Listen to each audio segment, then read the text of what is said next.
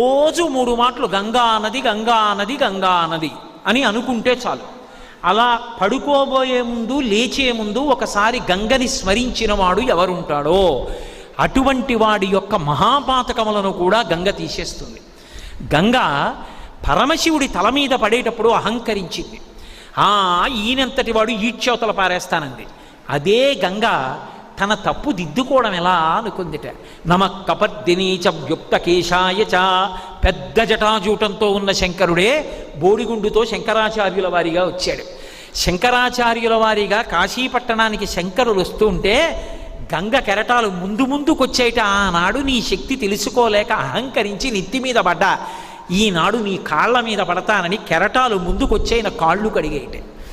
గంగ అంత పవిత్రం. ఏ నదినైనా అమ్మా అని కలిపి పిలవడం తక్కువ.